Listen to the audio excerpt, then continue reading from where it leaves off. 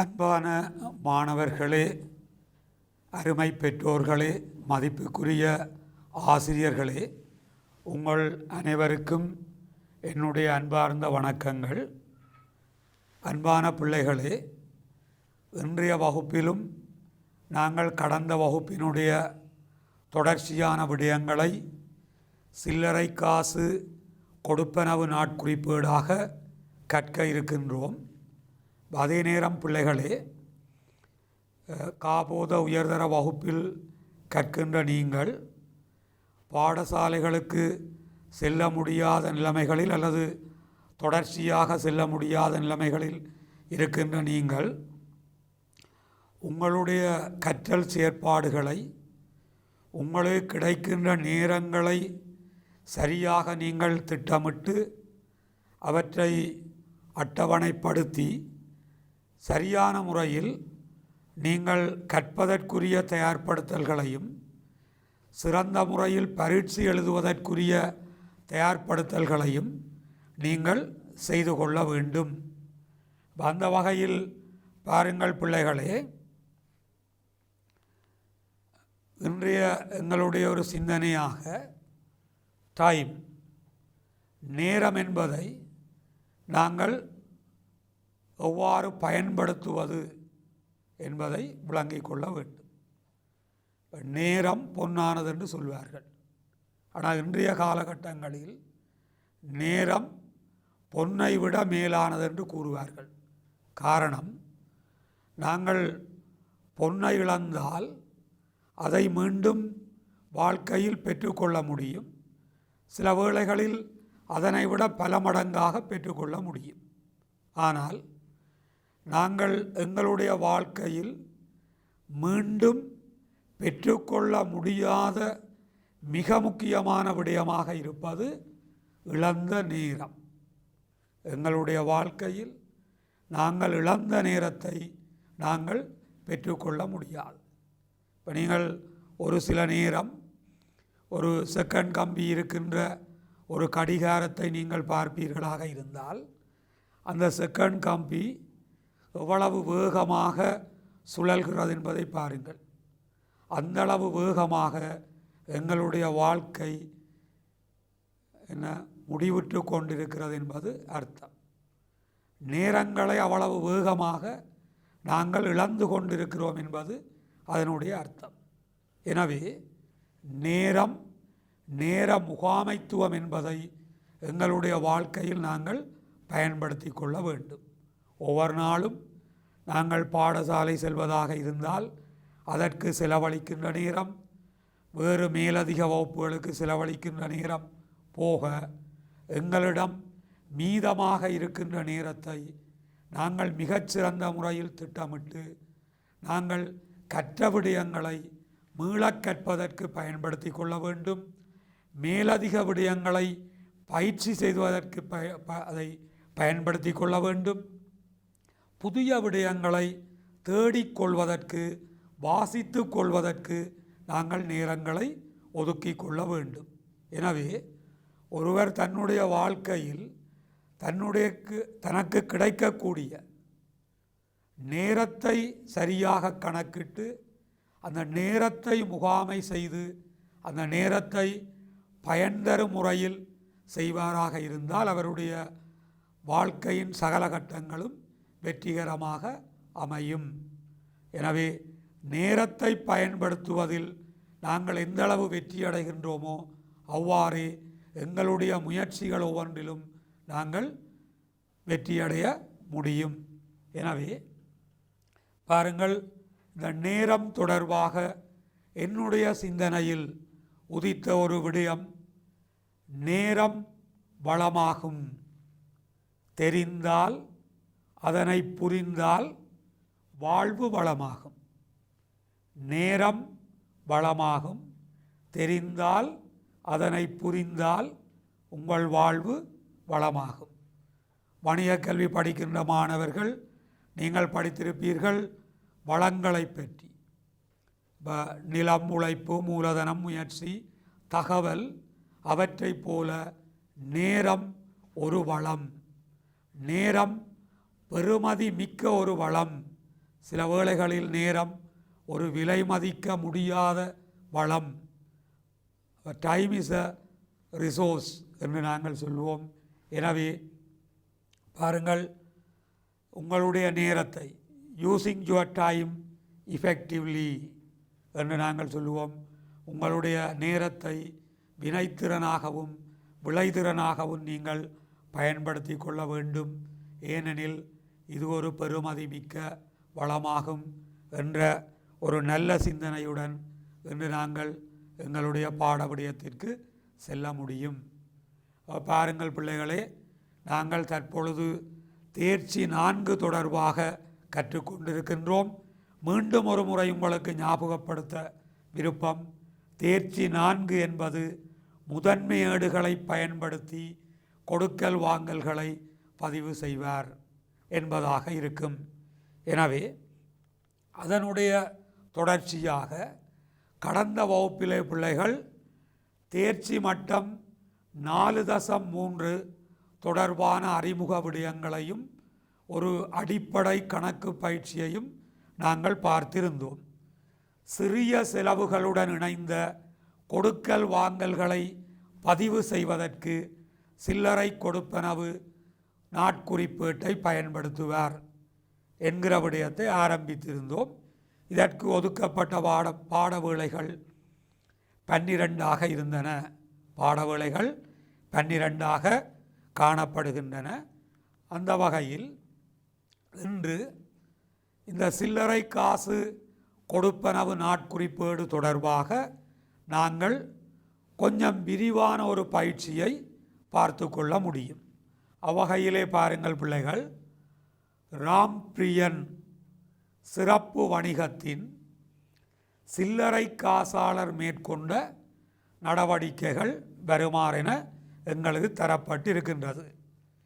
தொடர்ச்சியாக நாங்கள் தகவல்களை பார்ப்போமாக இருந்தால், இங்கே பாருங்கள் பிள்ளைகள், 2020 நவம்பர் மாதம் 1ஆம் தேதி இருந்த சில்லறை காசு மீதி எங்களுக்கு தரப்படுகிறது.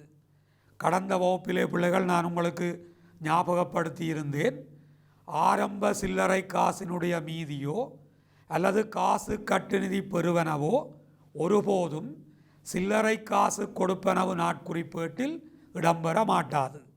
ஆனால் பிள்ளைகள் கவனமாக இருக்க வேண்டும். நீங்கள் ஏற்கனவே தரம் 10 சில்லறை காசேடு என்ற பெயரில் பழைய முறையிலான அந்த புத்தகத்தை படித்திருக்கின்ற பொழுது அங்கே தொடக்க சில்லறை காசு மீதியோ அல்லது சில்லறை காசு கட்டுநிதியினுடைய பெறுவனவோ நீங்கள் சில்லறை காசேட்டில் பதிவு செய்திருந்தீர்கள்.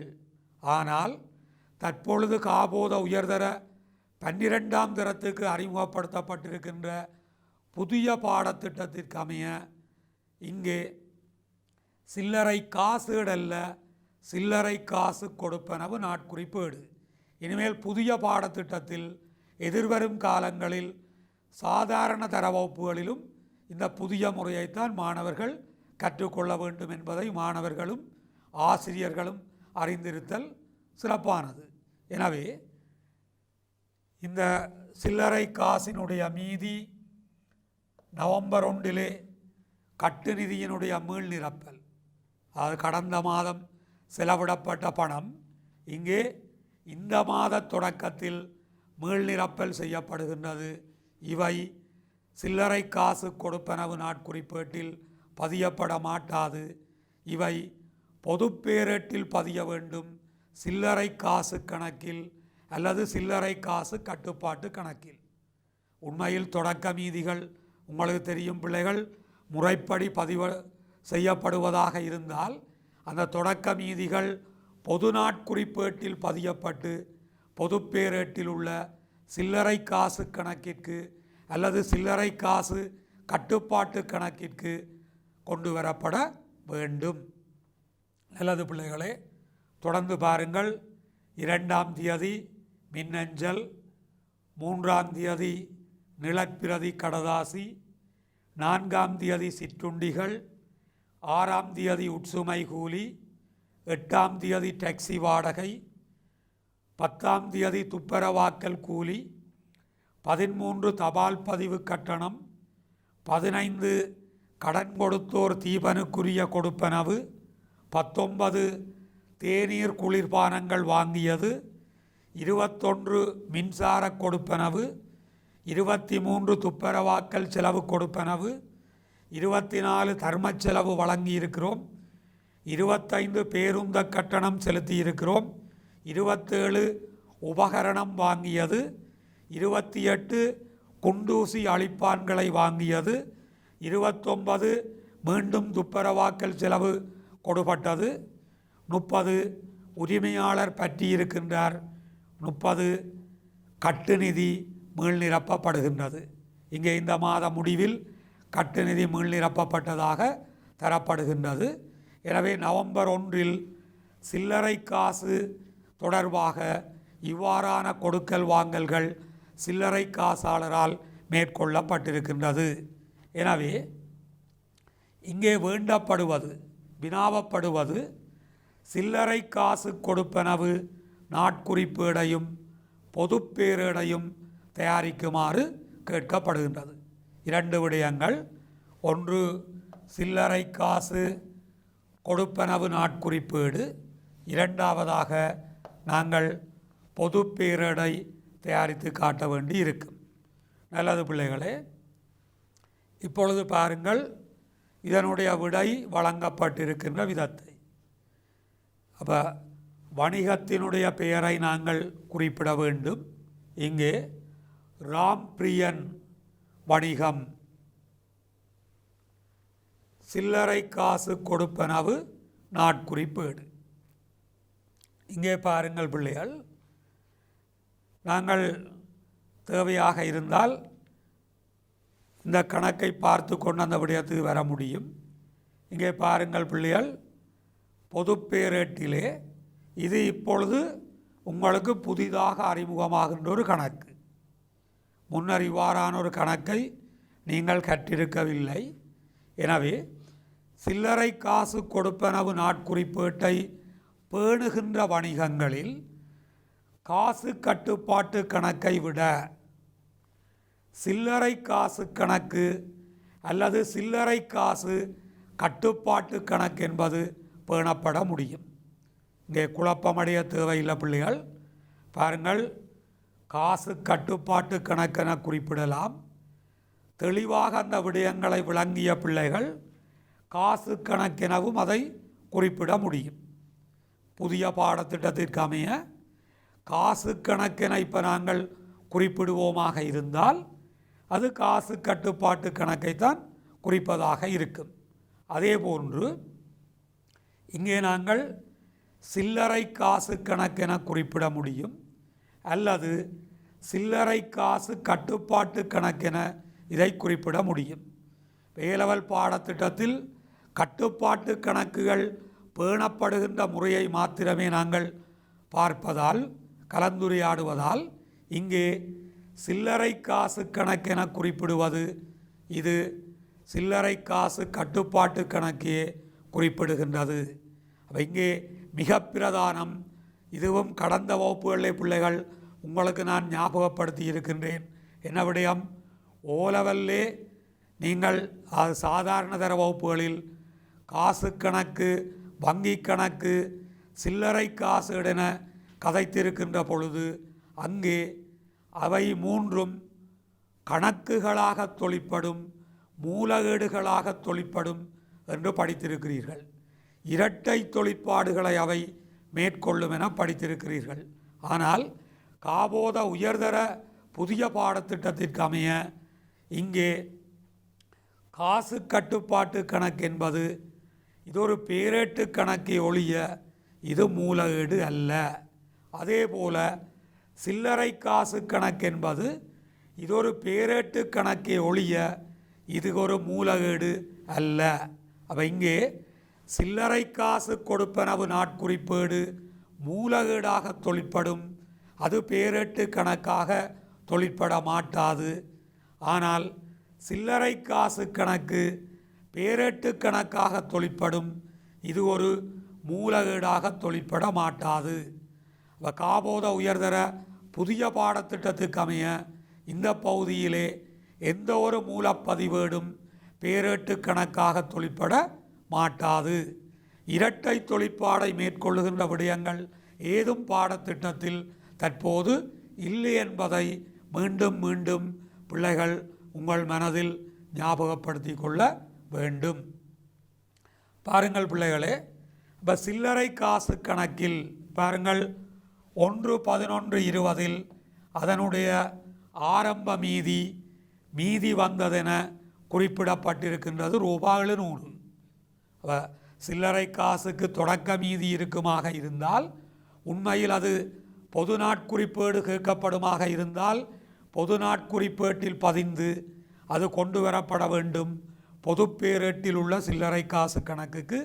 இங்கே வினாவில் பொது நாட்குறிப்பேடு உங்களை கேட்கப்படாதபடியால் தொடக்க சில்லறை காசு மீதியை நேரடியாக நாங்கள் சில்லறை காசு கணக்கின் வரவு மீதியாக பதிவு செய்கின்றோம். அவ்வாறே பாருங்கள் பிள்ளைகள், காசு கட்டுப்பாட்டு கணக்கு அல்லது காசு கணக்கிலும் பொதுவாக ஆரம்ப மீதி ஒன்று காணப்பட வேண்டும்.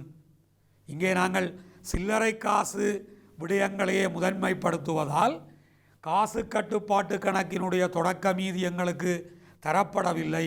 தரப்படாத போதும் காசு கட்டுப்பாட்டு கணக்கிலே ஆரம்ப மீதி ஒன்று பொதுவில் காணப்படும் என்பதை பிள்ளைகள் நீங்கள் ஞாபகப்படுத்தி கொண்டு, தொகை தரப்படாதபடியால் புல்லடிகளை இட்டு இங்கே ஒரு ஆரம்ப மீதி இருக்கும் என்ற அந்த எண்ணக்கருவை நாங்கள் ஞாபகப்படுத்தி கொள்கின்றோம்.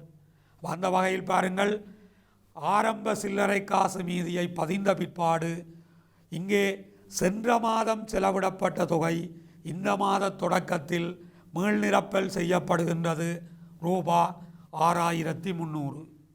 கடந்த மாதம் சில்லறை காசாளன் செலவிட்ட தொகை ₹6300 இந்த மாத தொடக்கத்தில் மீள்நிரப்பல் செய்யப்படுகின்றது. எனவே அதற்குரிய இரட்டை பதிவாக சில்லறை காசு கணக்கு வரவு, காசு கட்டுப்பாட்டு கணக்கு செலவு என நாங்கள் பதிகின்றோம். சில்லறை காசு கணக்கில் வரவு வைத்து காசு கட்டுப்பாட்டு கணக்கிலே பிள்ளைகள் நாங்கள் அவற்றை செலவு வைக்கின்றோம். தொடர்ந்து நாங்கள் சில்லறை காசு கொடுப்பனவு நாட்குறிப்பேட்டுக்கு வருகின்ற பொழுது அந்த மாத கொடுக்கல் வாங்கல்கள் எவ்வாறு பதியப்பட்டிருக்கின்றன என்பதை நாங்கள் பார்ப்போமாக இருந்தால், பாருங்கள் பிள்ளைகளே, நவம்பர் 2 மின்னஞ்சல் செய்திருக்கின்றோம்.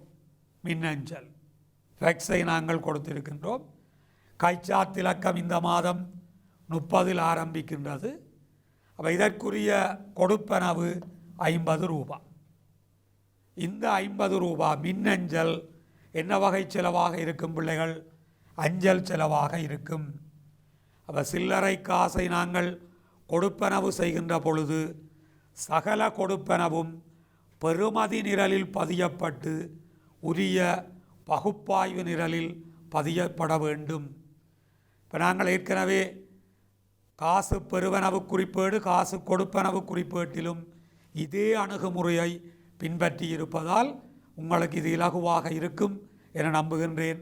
எனவே சகல சில்லறை கொடுப்பனவுகளும் பெறுமதி நிரலில் பதியப்பட்டு உரிய பகுப்பாய்வு நிரலில் பதியப்பட வேண்டும். அடுத்தது பாருங்கள் பிள்ளைகள், 3 நிழற்பிரதி கடதாசி. நிழற்பிரதி கடதாசி கைச்சாத்திலக்கம் மீண்டும் மீண்டும் நான் குறிப்பிட தேவையில்லை, அது தொடரிலக்கமாக வரும். கைச்சாத்திலக்கம் தொடரிலக்கமாக காட்டப்படும். அப்போ இங்கே கொடுப்பனவு செய்திருக்கின்ற தொகை ₹800. அப்போ நிழற்பிரதி கடதாசி என்பது எழுதுவதற்கு பதிலாக நிழற்பிரதி எடுப்பதற்கு கடதாசி வாங்கி இருக்கின்றோம். எனவே அது எழுதுபொருள் செலவாக இருக்கும். 4 சிற்றுண்டிகள் கொடுப்பனவு செய்திருக்கின்றோம் 400. கடந்த வகுப்பிலே நான் குறிப்பிட்டிருந்தேன் பிள்ளைகள், தேநீர், சிற்றுண்டி, குளிர்பானம் இப்படியான உபசரிப்பு விடயங்கள் மீண்டும் மீண்டும் குறித்த காலத்துக்குள் எழக்கூடிய வாய்ப்பு இருந்தால் அவற்றை நாங்கள் உபசரிப்பு அல்லது உபசரணை என தனியான நிரல் ஒன்றுக்குள் நாங்கள் பதிவு செய்கின்றோம். ஆனால் இந்த மாதிரியான விடயங்கள் எப்போதாவது தான் மிக அருமையாகத்தான் அவை ஏற்படுமாக இருந்தால் அவற்றுக்கு தனி நிரல் எங்களுக்கு தேவைப்பட மாட்டாது. அவ்வாறு தனி நிரல் ஒன்றை எடுக்க தேவையற்ற சந்தர்ப்பத்தில் இந்த விடயங்கள் நானாவித செலவில் பதியப்பட முடியும்.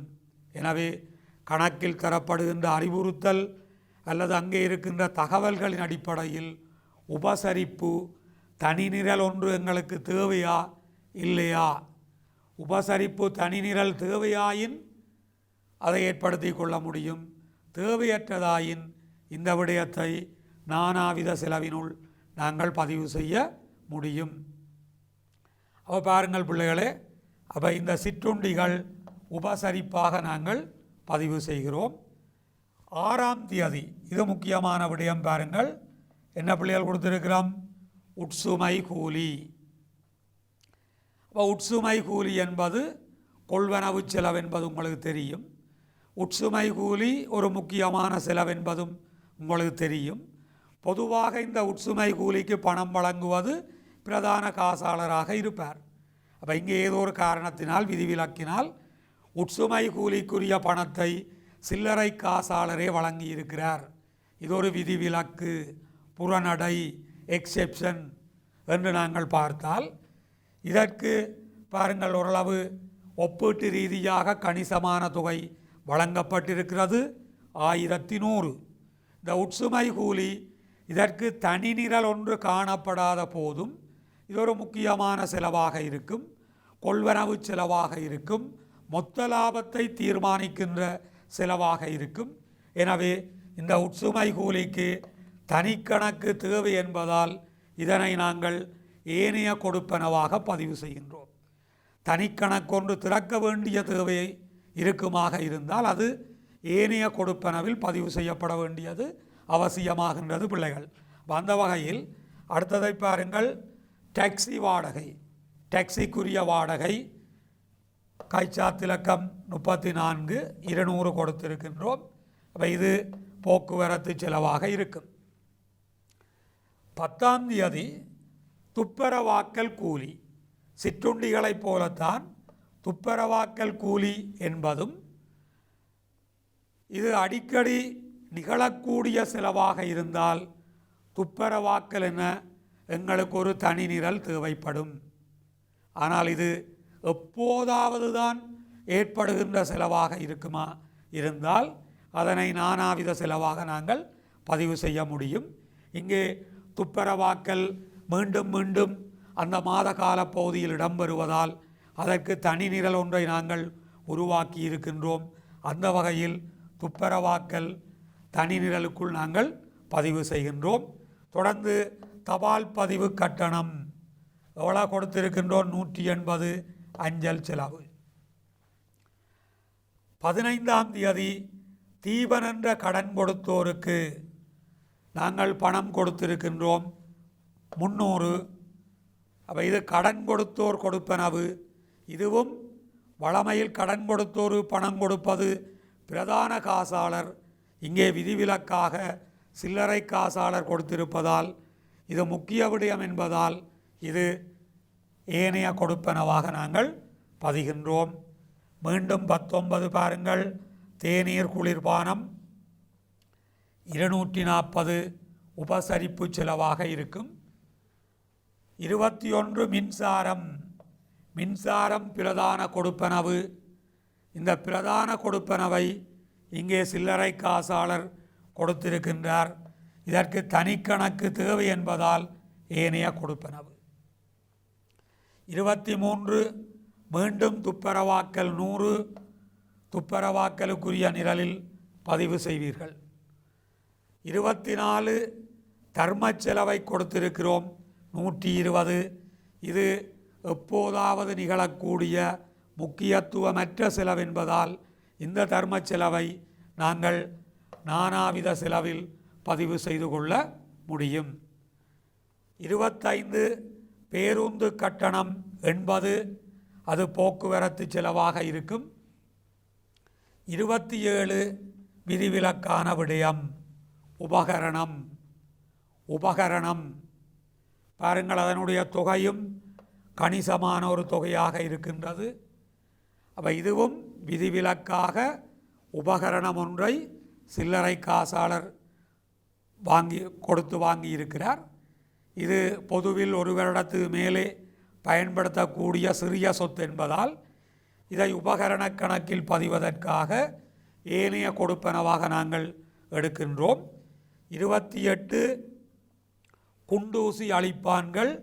இது எழுதுபொருளோடு சம்பந்தப்பட்ட விடயம், எழுதுபொருட்செலவு. 29 துப்பரவாக்கல் 150 துப்பரவாக்கல் நிரலில் பதிவு செய்கின்றோம். 30 உரிமையாளருடைய பற்று. கடந்த வகுப்பிலே நான் குறிப்பிட்டிருந்தேன் பிள்ளைகள், உரிமையாளர் பற்றினால் அதற்கு தனிக்கணக்கு நாங்கள் திறக்கப்பட வேண்டும். எனவே தனிக்கணக்கை நாங்கள் திறக்க வேண்டும். எனவே அது ஏனைய கொடுப்பனவில் வரும். எனவே பிள்ளைகள், குறித்த மாதத்தில் நிகழ்ந்த கொடுக்கல் வாங்கல்களை திகதி அடிப்படையில் அந்த விவரங்களை நாங்கள் சுருக்கமாக எழுத வேண்டும். கைச்சாத்திலக்கம் தொடரிலக்கமாக வரும். இந்த விடயங்களை பெறுமதி நிரலில் பதிந்து உரிய பகுப்பாய்வு நிரல்களில் நாங்கள் பதிவு செய்து கொள்ள வேண்டும். மாதம் முடிவில், மாத இறுதி தேதியில் பாருங்கள், இங்கே நவம்பர் மாதம் என்பதால் 30ஆம் தேதி அது முடிவுறும். பிள்ளைகள், உங்களுக்கு தெரியும், அந்தந்த மாத முடிவு தேதியை குறிப்பிட்டு இங்கே பாருங்கள், பொது பேரேட்டுக்கு மாற்றியது. பொது பேரேட்டுக்கு மாற்றியது. இந்த பொருத்தமான கூட்டுத்தொகைகள் பொது பேரேட்டுக்கு மாற்றியது. இதிலே பாருங்கள், இதுதான் இந்த மாத சில்லறை காசு கொடுப்பனவுகள்.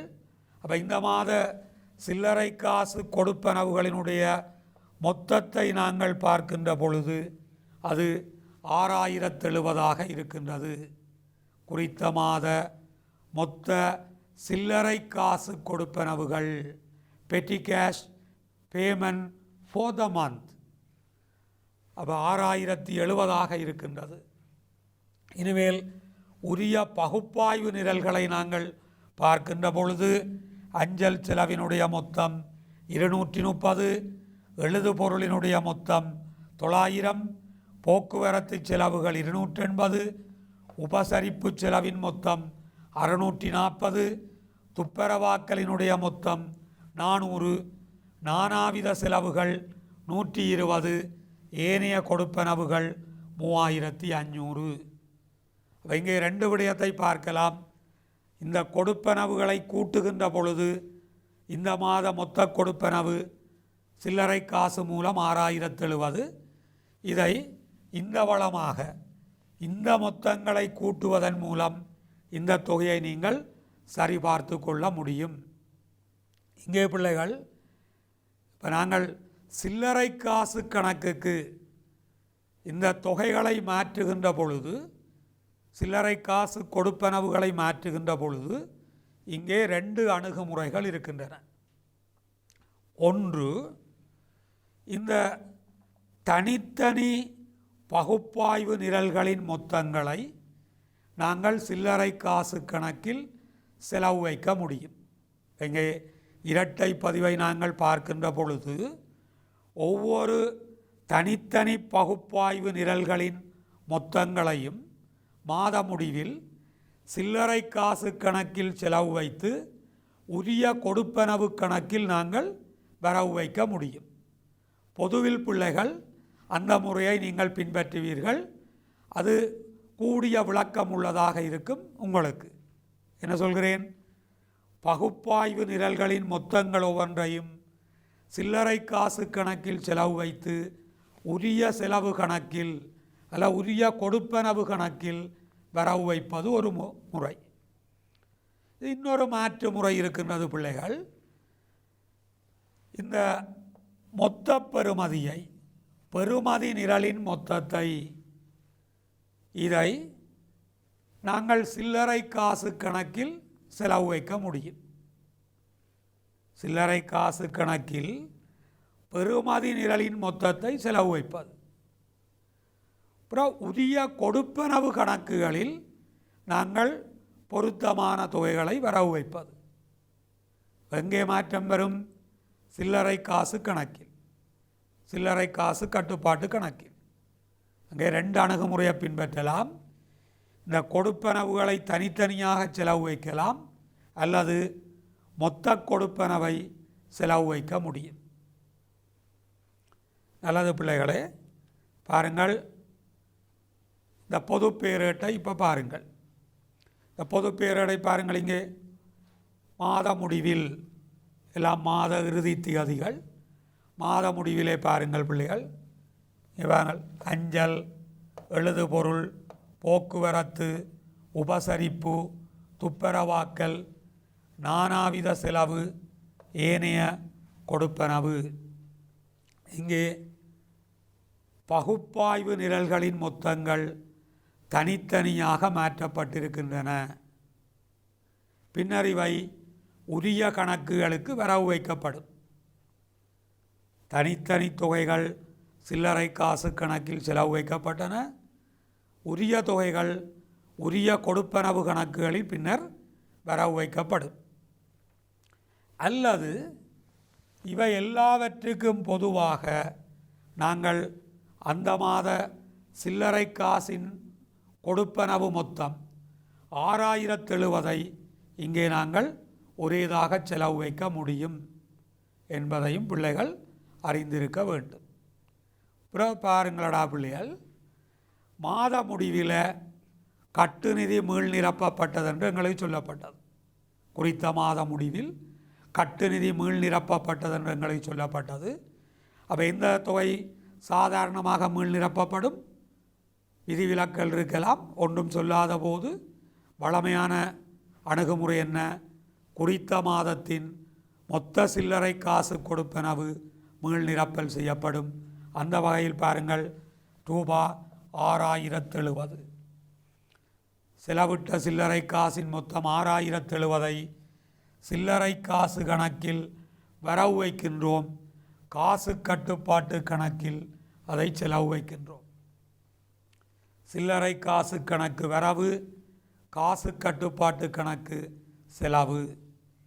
தொடர்ந்து பொது பேரேட்டில் இருக்கக்கூடிய ஏனைய கணக்குகளை நாங்கள் பார்க்கின்ற போது இங்கே பாருங்கள் பிள்ளைகள், ஒவ்வொரு சில்லறை கொடுப்பனவும் அந்தந்த கணக்கில் வரவு வைக்கப்பட்டிருக்கின்றது. கூட்டுத்தொகைகள் மாற்றப்பட்டிருக்குமாக இருந்தால் மாத இறுதி தேதி அங்கே குறிப்பிடப்பட்டிருக்கும். இங்கே பாருங்கள் பிள்ளைகள் கவனமாக, அஞ்சல் செலவு கணக்கில் 30/11/20 விவரம் சில்லறை காசு 230 வரவு வைத்திருக்கின்றோம். இந்த 3 விடயங்களும் கட்டாயம் பரீட்சையில் நீங்கள் எழுத வேண்டும். இல்லையேல் உங்களுடைய புள்ளிகள் குறைக்கப்படும் அல்லது இழக்கப்படும். மாத இறுதி தேதி, சில்லறை காசு அல்லது சில்லறை காசு கட்டுப்பாடு 230. அதே போல் பாருங்கள் பிள்ளைகள், அதே விதமாக எழுது கருவியின் மொத்தம், எழுது கருவி கணக்கு வரவு. அதே போல் துப்புரவாக்கல் செலவு அந்த கணக்கில் வரவு வைக்கின்றோம். போக்குவரத்து செலவு அதே விதமாக வரவு வைக்கின்றோம். உபசரிப்பு செலவு அதே விதமாக வரவு வைக்கின்றோம். இதெல்லாம் அந்தந்த பகுப்பாய்வு நிரலின் கூட்டுத்தொகைகள் என்ன செய்யப்படுகின்றன? அந்தந்த செலவு கணக்கில் வரவு வைக்கப்படுகின்றன.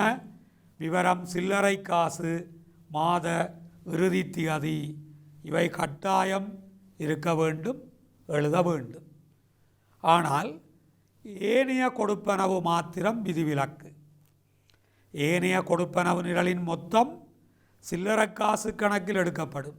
ஆனால் உரிய கணக்குகளில் நாங்கள் பதிகின்ற போது நானாவித கொடுப்பனவின் மொத்தத்தை எடுப்பதல்ல, நானாவித நிரலுக்கள் இருக்கக்கூடிய அந்த விடயங்களை நாங்கள் தனித்தனியாக எடுக்க வேண்டும்.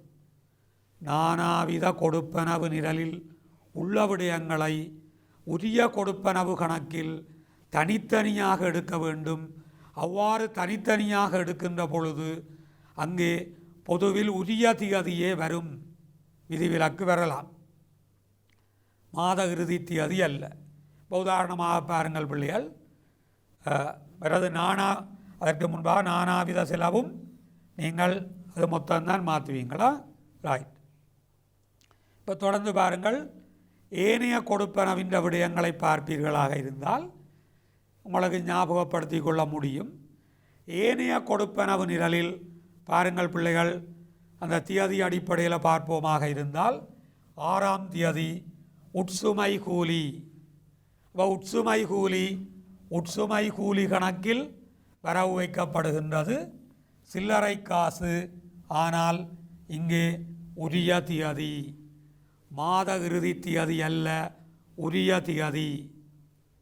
எனவே பாருங்கள், அடுத்ததாக உபகரண கணக்கு. இது உபகரண கணக்கென குறிப்பிட முடியும்.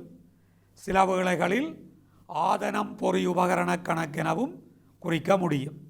இதை தீர்மானிக்க வேண்டும் நிறுவனம். அந்த உபகரணங்களின் பயன்பாட்டு கால அளவை பொறுத்து அல்லது அவர்களினுடைய கணக்கு முறைகளை பொறுத்து உபகரண கணக்கென ஏற்படுத்த முடியும்.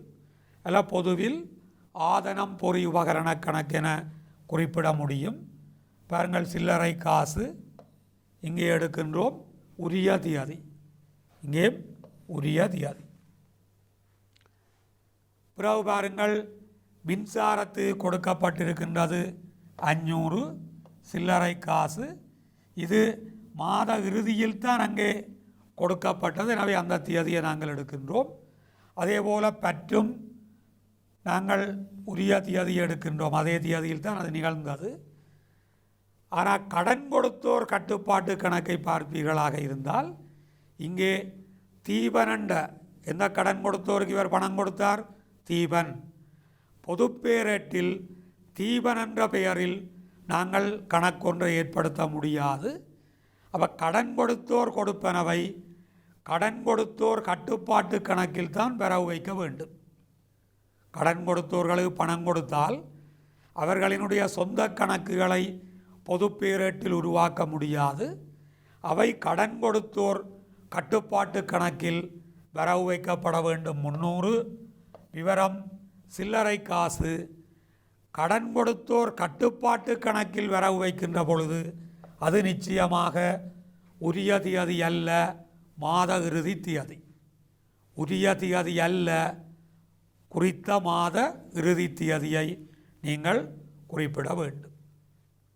எனவே பிள்ளைகள் பாருங்கள், சில்லறை காசாளர் மேற்கொண்ட கொடுக்கல் வாங்கல்களை சில்லறை காசு கொடுப்பனவு குறிப்பேட்டில் எவ்வாறு பதிவு செய்வது, அவற்றை பொதுப்பேரேடுகளுக்கு எவ்வாறு நாங்கள் மாற்றுவது.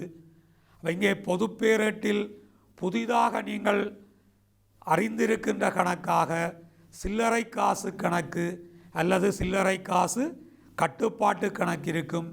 மாத இறுதியில் சில்லறை காசு கொடுப்பனவு குறிப்பேட்டில் உள்ள மொத்தங்களை சில்லறை காசு கணக்குக்கும் உரிய கொடுப்பனவு கணக்குகளுக்கும் எவ்வாறு மாற்றுவது என்பதெல்லாம் மிக தெளிவாக மிக நுணுக்கமாக நாங்கள் ஆழ அகலமான விளக்கங்களோடு தற்பொழுது கலந்துரையாடி இருக்கின்றோம். அன்பார்ந்த பிள்ளைகளே, இந்த விடயங்கள் உங்களுக்கு மிக தெளிவாக புரிந்திருக்கும் என்று நான் நம்பிக்கொண்டு அடுத்த விடயத்துக்கு நாங்கள் இறுதி விடயத்துக்கு செல்ல முடியும். இப்பொழுது நாங்கள் கற்ற விடயங்கள் தொடர்பாக பாருங்கள். சில்லறை காசு கொடுப்பனவு நாட்குறிப்பேடு தொடர்பான இரட்டை பதிவுகள். சில வேளைகளில் சிறுவிடை வினாக்களில் இது தொடர்பான இரட்டை பதிவுகளை கேட்க முடியும். அல்லது வலுதிருத்தங்கள் போன்ற விடயங்களை செய்வதற்கும் இந்த இரட்டை பதிவு உங்களுக்கு நிச்சயம் தேவைப்படுவதாக இருக்கும். எனவே பாருங்கள், முதலாவது காசு கட்டு நிதி பெறப்படுதல். காசு கட்டு நிதியை பெற்றுக்கொள்ளல், வசக்கட்டு தொகையை பெற்றுக்கொள்ளல். சில்லறை காசு கணக்கு வரவு அல்லது சில்லறை காசு கட்டுப்பாட்டு கணக்கு வரவு, காசு கட்டுப்பாட்டு கணக்கு செலவு என நாங்கள் குறிப்பிடுகின்றோம்.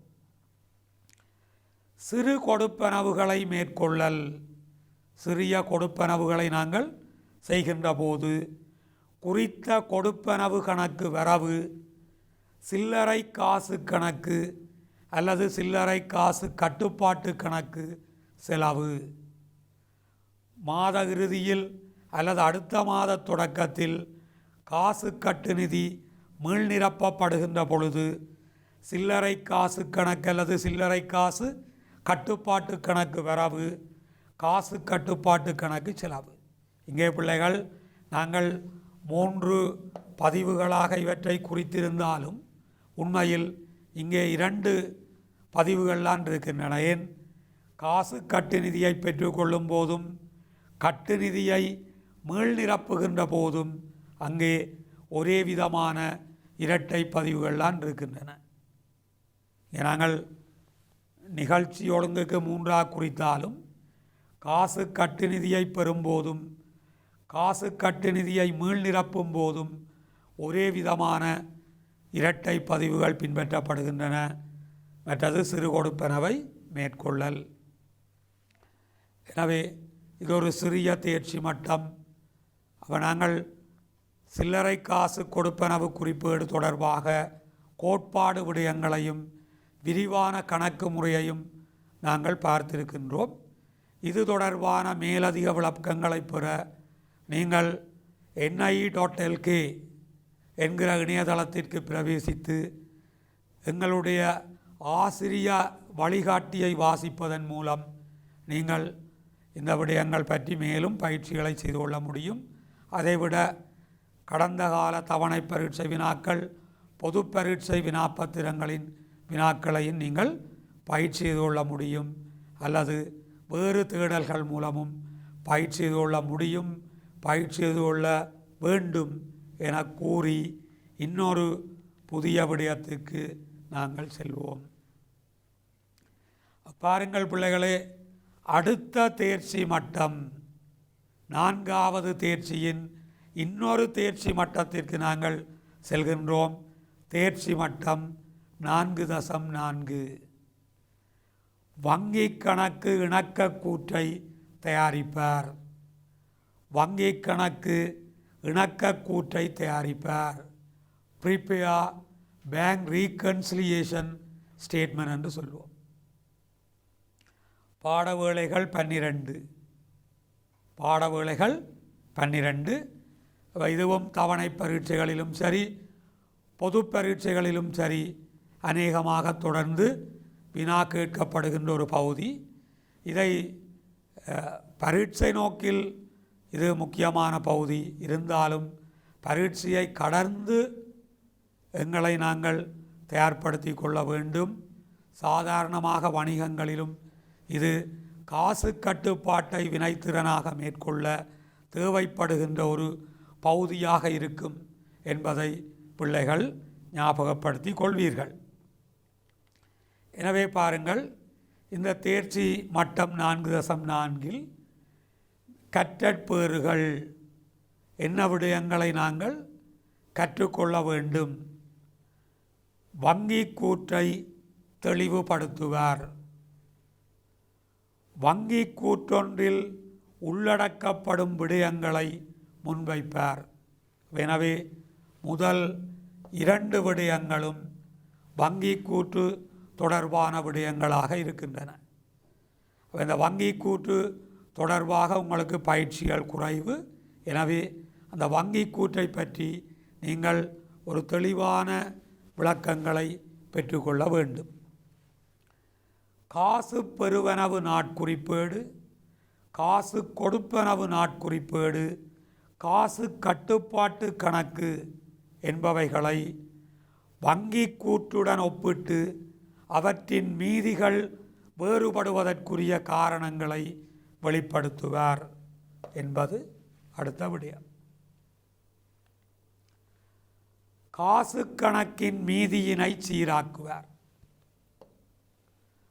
வங்கி இணக்க கூற்றை தயாரிப்பதன் முக்கியத்துவத்தை சுட்டிக்காட்டுவார். இறுதியாக வங்கி இணக்க கூற்றை தயாரிப்பார்.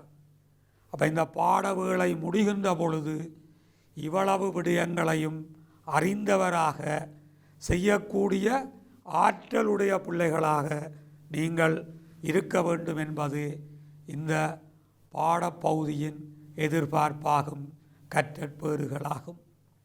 பாருங்கள் பிள்ளைகளே, புதிய பாடத்தலைப்பை நாங்கள் பார்ப்போமாக இருந்தால் வங்கி இணக்க கூற்று, பேங்க் ரீகன்சிலியேஷன் ஸ்டேட்மெண்ட். இங்கே பிள்ளைகள் மீண்டும் ஒரு முறை ஞாபகப்படுத்தி கொள்ளுங்கள். காபோத உயர்தர வகுப்பு பாடத்திட்டத்திலே காசு பெறுவனவுகளையும் காசோலை பெறுவனவுகளையும் பதிகின்ற மூலஈடாக காசு பெறுவனவு நாட்குறிப்பேடு இருக்கும் என பார்த்தோம். அதேபோன்று காசோலை கொடுப்பனவுகளை பதிவதற்குரிய மூல ஏடாக காசு கொடுப்பனவு நாட்குறிப்பேடை பார்த்தோம். இவை தொடர்பாக பொது பேரேட்டிலே காசு கட்டுப்பாட்டு கணக்கு இருக்கும் என்பதை பார்த்தோம். எனவே ஒரு வாடிக்கையாளர் என்பது வணிக வங்கியொன்றில் நடைமுறை கணக்கை கொண்டிருக்கக்கூடிய ஒரு வாடிக்கையாளர் என்பது அது தனிநபராக இருக்கலாம் அல்லது வணிக நிறுவனமாக இருக்கலாம். அவர் தன்னுடைய ஏட்டில் காசு கணக்கு அல்லது காசு கட்டுப்பாட்டு கணக்கு ஒன்றை பேணுகின்றார். அப்போ இந்த காசு கட்டுப்பாட்டு கணக்கு என்பது அந்த வணிக நிறுவனத்தினுடைய பார்வையில் அது ஒரு சொத்து கணக்காக இருக்கும். பொதுவில் வணிகங்களில் காணப்படுகின்ற காசு கணக்கு, அது காசு கட்டுப்பாட்டு கணக்கு, அந்த வணிகத்தினுடைய நோக்கில் பார்வையில் அதற்கொரு சொத்து கணக்காக இருக்கும். விதிவிலக்கு இருக்கலாம். இப்போ காசு கட்டுப்பாட்டு கணக்கு செலவு மீதியை காட்டுமாக இருந்தால் அந்த நேரத்தில் வணிகத்திற்கு அந்த கணக்கு பொறுப்பு கணக்காக இருக்கும் என்பதையும் பிள்ளைகள் ஞாபகத்தில் வைத்துக்கொள்ள வேண்டும். சாதாரணமாக காசு கட்டுப்பாட்டு கணக்கு வணிகத்துக்கு ஒரு சொத்து கணக்கு. ஆனால் காசு கட்டுப்பாட்டு கணக்கு செலவு மீதியை கொண்டிருக்கின்ற வேளையில் வணிகத்திற்கு அது ஒரு பொறுப்பு கணக்காக இருக்க முடியும் என்பதையும் பிள்ளைகள் ஞாபகப்படுத்தி கொள்ள வேண்டும். அப்போ இங்கே வணிக வங்கியில் இருக்கக்கூடிய நடைமுறை கணக்கை பிரதிபலிக்கின்ற கணக்காக இருப்பது காசு கட்டுப்பாட்டு கணக்கு. அதேவேளை வணிக வங்கியினுடைய புத்தகத்திலே இந்த நடைமுறை வாடிக்கையாளனுடைய விடயங்களை புலப்படுத்துவதாக அங்கே இருக்கக்கூடிய அந்த நடைமுறை கணக்கு, அந்த நடைமுறை கணக்கை பிரதிநிதித்துவம் செய்வது, பிரதிபலிப்பதுதான் வங்கி கூற்றாக இருக்கும். வாடிக்கையாளனுக்காக வணிக வங்கியில் இருக்கக்கூடிய அந்த நடைமுறை கணக்கை பிரதிபலிக்கின்ற விடயம்தான் வங்கி கூற்றாக இருக்கும். எனவே வங்கியில் இருக்கக்கூடிய அந்த வாடிக்கையாளனுடைய கணக்கு வங்கியினுடைய பார்வையில், வணிக வங்கியினுடைய பார்வையில் அதற்கு ஒரு பொறுப்பு கணக்காக இருக்கும். எனவே பிள்ளைகள் இங்கே என்ன அவதானிக்கின்றீர்கள்? நீங்கள் வணிகத்திற்கு காசு கட்டுப்பாட்டு கணக்கு பொதுவில் சொத்து கணக்கு, ஆனால் வணிக வங்கிக்கு அந்த வாடிக்கையாளனுடைய கணக்கு ஒரு பொறுப்பு கணக்காக இருக்கும். எனவே வாடிக்கையாளனும் வணிக வங்கியும் கொடுக்கல் வாங்கல்களை எதிர்மாறான முறையில் பேணிக் கொள்வார்கள் என்பது புலனாகின்றது. வணிக நிறுவனத்திலே இருக்கக்கூடிய பதிவுகளும் வணிக வங்கியிலே இந்த வாடிக்கையாளன் கணக்கில் இருக்கக்கூடிய பதிவுகளும் எதிர்மாறான பதிவுகளாக இருக்கும் என்பது எங்களுக்கு புலனாகின்றது என்ற அடிப்படையில் பாருங்கள் பிள்ளைகள், இங்கே நான் ஞாபகப்படுத்துவதற்காக இலகுவாக தந்திருக்கிறேன்.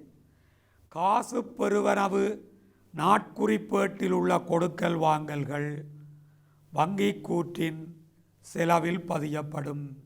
என்ன விடயம்? காசு பெறுவனவு நாட்குறிப்பேட்டில் உள்ள கொடுக்கல் வாங்கல்கள் வங்கி கூற்றின் செலவில் பதியப்படும். காசு கொடுப்பனவு நாட்குறிப்பேட்டில் உள்ள விடயங்கள், காசு கொடுப்பனவு நாட்குறிப்பேட்டில் உள்ள விடயங்கள் வங்கி கூற்றினுடைய வரவில் பதியப்படும். எனவே பிறகு எங்களுக்கு அவை தேவைப்படும். காசு பெறுவனவு குறிப்பேட்டில் உள்ளவை வங்கி கூற்றில் இடம்பெறுமாக இருந்தால் செலவில் இடம்பெறும். காசு கொடுப்பனவு குறிப்பேட்டில் உள்ள விடயங்கள் வங்கி கூற்றில் இடம்பெறுமாக இருந்தால் வரவில் இடம்பெறும் என்பதை பிள்ளைகள் ஞாபகத்தில் வைத்துக் கொள்ள வேண்டும். எனவே இதை இன்னொரு விதமாக நாங்கள் கூறுவோமாக இருந்தால், பாருங்கள் பிள்ளைகள், வங்கி கூற்றில் செலவில் பதியப்படுகின்ற விடயங்கள் வாடிக்கையாளனுக்கு சாதகமானவை. மாறாக வங்கி கூற்றின் வரவில் பதியப்படுகின்ற விடயங்கள் வாடிக்கையாளனுக்கு பாதகமானவை அல்லது கொடுப்பனவுகளாக செலவுகளாக இருக்கக்கூடியவை. எனவே வங்கி கூற்றில் செலவு வைக்கப்படுமாக இருந்தால் வாடிக்கையாளனுடைய வங்கி மீதியை அது அதிகரிக்கும். வங்கி கூற்றில் வரவு வைக்கப்படுமாக இருந்தால் அது வாடிக்கையாளனுடைய வங்கி மீதியை குறைக்கும் என்கிற விடயங்கள் பிள்ளைகள் அறிந்திருக்க வேண்டும். தொடர்ந்து பாருங்கள் பிள்ளைகள், வங்கியில் நடைமுறை கணக்கு வைத்திருக்கும் வாடிக்கையாளனுக்கு வணிக வங்கி ஆற்றும் பிரதான சேவைகள் என்ன? ஒரு வணிக வங்கியிலே நடைமுறை கணக்கு இருக்கக்கூடிய வாடிக்கையாளனுக்கு வணிக வங்கிகள் ஆற்றும் பிரதான சேவைகள் என்ன என்பதை நாங்கள் அறிந்திருக்க வேண்டும். முதலாவது நாங்கள் சொல்கின்றோம், வாடிக்கையாளனுடைய பல்வேறு வகைப்பட்ட வைப்புக்களை வணிக வங்கி ஏற்றுக்கொள்கிறது. வாடிக்கையாளன் காசை வைப்பு செய்யலாம், காசோலையை வைப்பு செய்யலாம், சில வேளைகளில் வேறு விடயங்களை, காசு கட்டளைகள், அவ்வாறான வங்கி ஆணைகள், வெவ்வேறு விடயங்களை, சில வேளைகளில் வெளிநாட்டு பணம், வாடிக்கையாளனுடைய வெவ்வேறு வகைப்பட்ட வைப்புக்களை வணிக வங்கி ஏற்றுக்கொள்கிறது. அது ஒரு பிரதான சேவை. அதேபோன்று வாடிக்கையாளன் வழங்கும் காசோலைகளுக்கு பணம் செலுத்துதல், வாடிக்கையாளன் வழங்குகின்ற காசோலைகளுக்கு பணம் செலுத்துதல். உண்மையில் இந்த ரெண்டும் தான் ஒரு வங்கி நடைமுறை கணக்கினூடாக எதிர்பார்க்கின்ற மிக பிரதான விடயங்கள். வாடிக்கையாளனுடைய வைப்புக்களை வங்கி ஏற்றுக்கொள்ள வேண்டும். வாடிக்கையாளன் காசோலை கொடுப்பனவுகளை செய்கின்ற போது அவற்றை ஏற்றுக்கொண்டு அவற்றுக்குரிய பணத்தை கொடுப்பனவு செய்ய வேண்டும். மாதாந்தம் வங்கி கூற்றுக்களை அனுப்பி வைத்தல், கணக்கீட்டை பொறுத்தவரையில் வணிக வங்கி ஆற்றுகின்ற மிக முக்கியமான ஒரு சேவையாக இந்த விடயம் இருக்கும். என்ன? மாதாந்தம் வங்கி கூற்றுகளை அனுப்புகின்றது. கணக்கீட்டு செயற்பாட்டில் வங்கி கூற்று ஒரு பிரதான மூல ஆவணமாக பயன்படுத்தக்கூடியதாக இருக்கின்றது. அடுத்ததாக தற்சமயம் வணிக வங்கி ஒன்று சில கொடுக்கல் வாங்கல்களை பதிய மறந்தாலும் தவிர்த்தாலும் வங்கி கூற்றில் அவை இடம்பெறுவதால் வங்கி கூற்றை பார்த்து அந்த விடயங்களை பின்னராவது பதியக்கூடிய வாய்ப்பு ஒன்றங்கே ஏற்படும். அதேபோன்று வங்கி மேலதிக பற்று வசதியை வழங்குதல். வணிக வங்கி ஒன்றிலே நடைமுறை கணக்குள்ள வாடிக்கையாளனுக்குத்தான் வணிக வங்கி மேலதிக பற்று வசதியை வழங்கும். வங்கி மேலதிக பற்று பேங்க் ஓவர் டிராஃப்ட் என்றது வங்கி கணக்கில் உள்ள பணத்திலும் பார்க்க அதிக தொகையை வங்கி முகாமையாளரின் அனுமதியுடன் வாடிக்கையாளன் பெற்றுக்கொள்ளக்கூடிய வசதி ஆக இருக்கும். எனவே பிள்ளைகள், இன்றைய வகுப்பிலே நாங்கள் சில்லறை காசு கொடுப்பனவு நாட்குறிப்பேடு தொடர்பாக விரிவான கணக்கு உதாரணம் ஒன்றை பார்த்தோம். இரட்டை பதிவுகளை எவ்வாறு எழுதுவது என்பதை பார்த்தோம். அதனைத் தொடர்ந்து தேர்ச்சி மட்டம் 4.4 தொடங்கி இன்று அந்த வங்கி இணக்க கூற்றினுடைய சில ஆரம்ப கோட்பாட்டு விடயங்களை என்று நாங்கள் கலந்துரையாடியிருந்தோம். தொடர்ந்து எதிர்வரும் வகுப்புகளிலே இது தொடர்பான மேலதிகமான கோட்பாட்டு விடயங்களை பார்த்து கணக்கு பயிற்சிகளுக்கு நாங்கள் செல்ல முடியும். எனவே அன்பான செல்வங்களே, மீண்டும் நான் உங்களுக்கு திரும்ப திரும்ப கூறுவது, கல்வியால் அனைத்தும் முடியும், கல்வியால் அனைத்தும் சாதிக்க முடியும். இந்த உலகத்தை மாற்றக்கூடிய, சிறந்த முறையில் மாற்றக்கூடிய ஒரே ஒரு ஆயுதம், ஒரே ஒரு வழிமுறை கல்வி.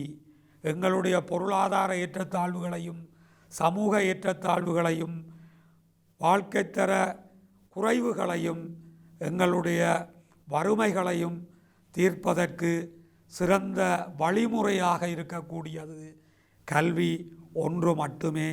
எனவே ஆரம்பத்தில் நான் குறிப்பிட்டது போல, எதற்கும் நேரமில்லை நேரமில்லை நேரமில்லை என்று சாட்டு சொல்லி காலத்தையும் வாழ்க்கையையும் வீணாக்காது நேரத்தை மதியுங்கள், நேரத்தை திட்டமிடுங்கள், நேரத்தை சரியாக பயன்படுத்துங்கள், முழுமையாக பயன்படுத்துங்கள். கல்வியை உங்களுடைய அபிவிருத்திக்கும் முன்னேற்றத்துக்குமான நல்ல சாதனமாக, ஆயுதமாக பயன்படுத்தி கொள்ளுங்கள்.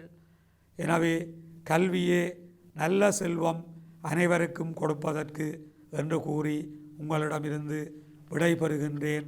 நன்றி, வணக்கம்.